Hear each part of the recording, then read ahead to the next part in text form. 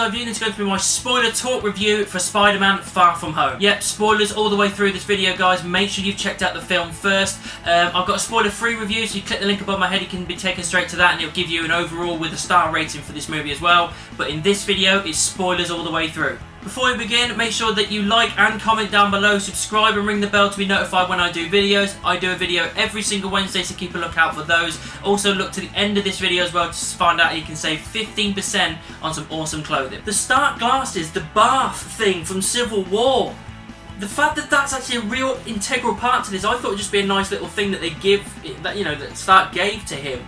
But no, it's the fact that it has control over everything, all the missiles and drones and everything with Stark tech, and he ends up giving it to Mysterio because he thinks he's more worthy of it. He chose to give it to him, and that's the point where Mysterio turns and goes, I've finally got control of all these drones and I can do a massive thing and become the next hero by losing everything. With all these people that have been duped by Stark in the past, and just when he showed the callbacks, it was like, oh, just all these people that have been fucked over, and they're just coming together to try and be the next hero, and it just... yeah, I think that worked really well. It worked really well with Mysterio's powers as well, when he was doing all the illusions of Spider-Man just going nuts. He had no idea what was going on, and all this stuff that was ripped straight from the comic book, I felt, and it just worked so well. All the special effects in that made it look epic. In these trailers and then in this film, they tease so much of this multiverse thing, and then it was just a little bit of a red herring, and it's not going to happen. It's not going to be a multiverse. I'm a little bit bummed out on that because the multiverse would have been so awesome. It opened up so many possibilities. But it was all a ruse with Mysterio. It was just all a lie fabricated by him and a load of other people that have been duped by Tony Stark.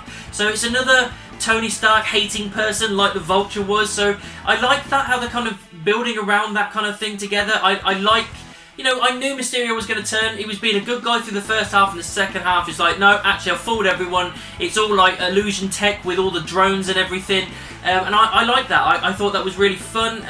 Again, I like Jake Gyllenhaal's performance where he played this real good, sincere, honest hero, and then suddenly flipping to go, no, I'm a dickhead and I'm going to get what I want. And he did both roles really, really well. I do like the fact that we got like Spider-Man somewhere else besides New York. It was weird not seeing him in New York, but all the while I'm up for new things and new attempts at a character. And it's fun to see him in a different place other than New York and other European places. And yeah, it worked fine. The only thing I'll say is that there's a couple of times I think to myself, surely someone must realise that that is Spider-Man, because like when he was there with just that little like fair mask thing on, trying to help Mysterio out in is it Rome, Venice I think, yeah, and he's just that and he's hopping around. Surely someone must have spotted it.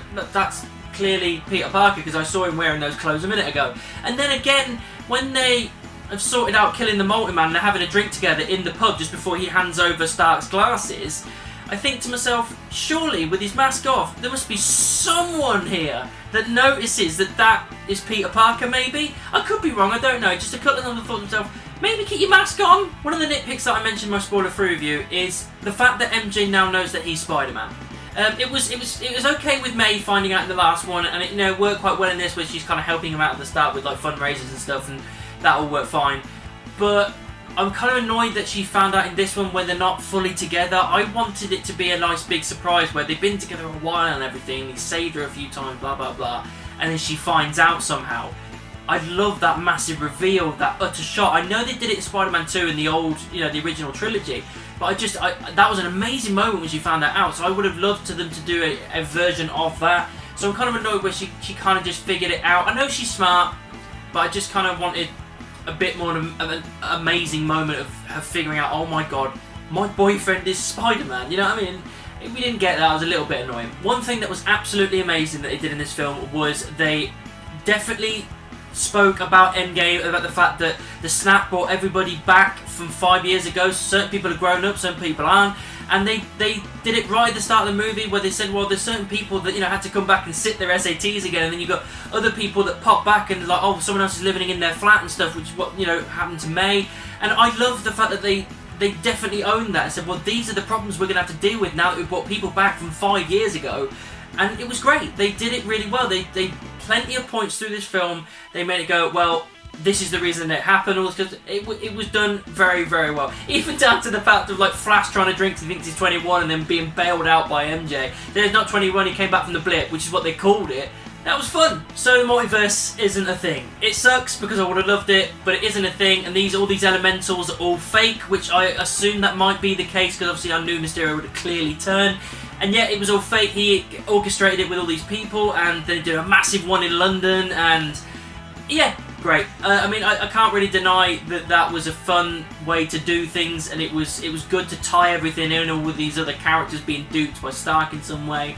Yeah, I thought it was good. It just sucks that we're not going to get a multiverse. Well, at least not for the time being, anyway. I absolutely love the whole thing, the whole scene on the jet with him and Happy, with Peter and Happy, just dealing with the fact of Tony Stark and everything, and then just saying what we're going to do. Your friends are in trouble. They're going to do this. You've got to stop Mysterio and the rest of them. And the whole thing with him not sure about whether he's going to step up and be the next Iron Man, even though Happy's like, you can't be the next Iron Man, you can just be you, kind of thing.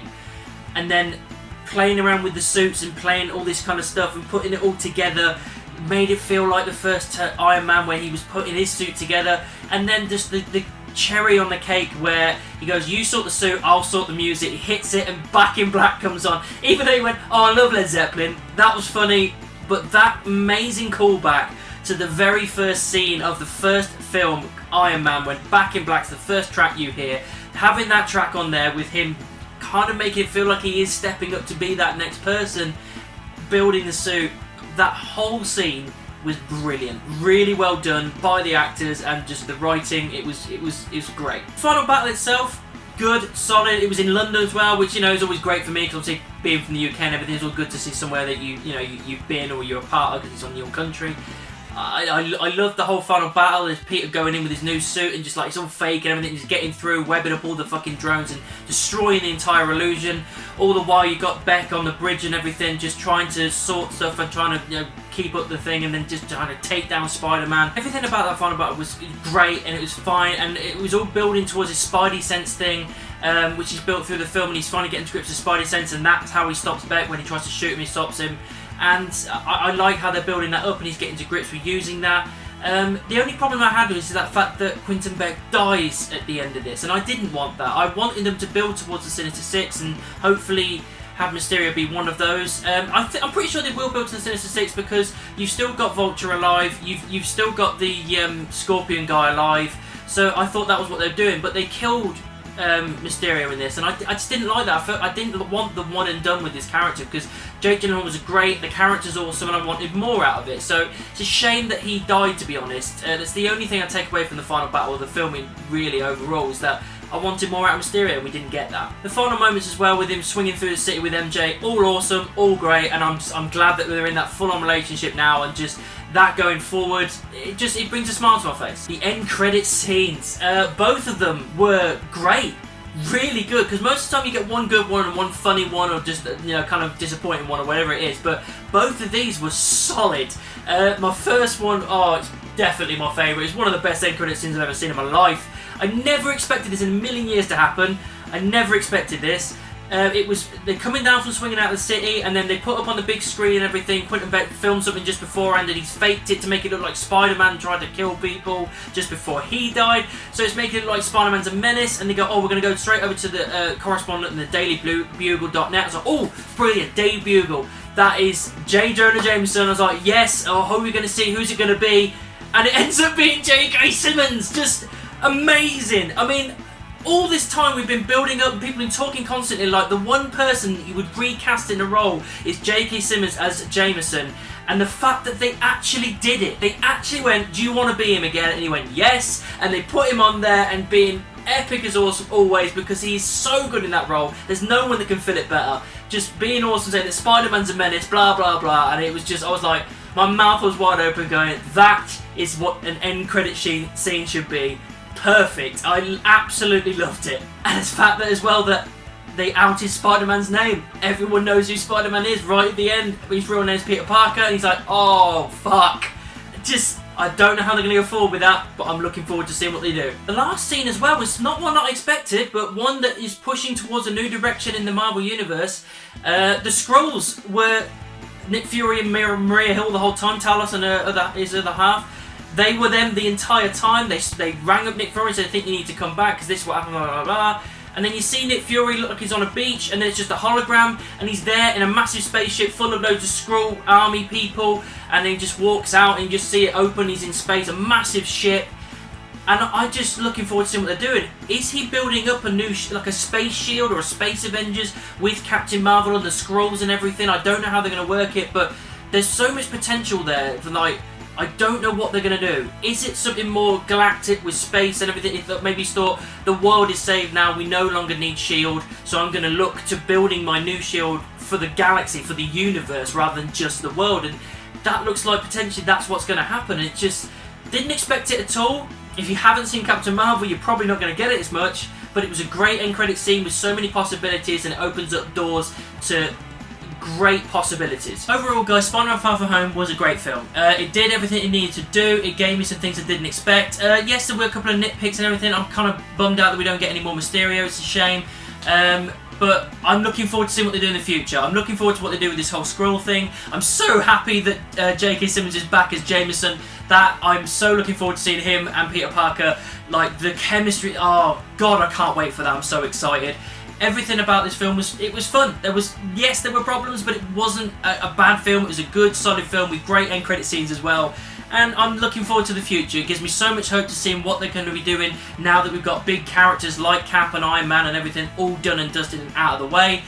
It gives me so much hope with these new characters, and I'm looking forward to what they do next. Sponsor time. This video is sponsored by the LBRY Collective. Apparel, accessories and prints. Use promo code GLORYBEARD15 to get 15% off all purchases. The LBRY Collective. For the seekers. So that's my spoiler talk done for Spider-Man Far From Home. What did you think of the movie? Let me know down in the comments. Make sure you subscribe and ring the bell. If you want to find me on social media, check any of these. All links are in the description. And I'll see you soon.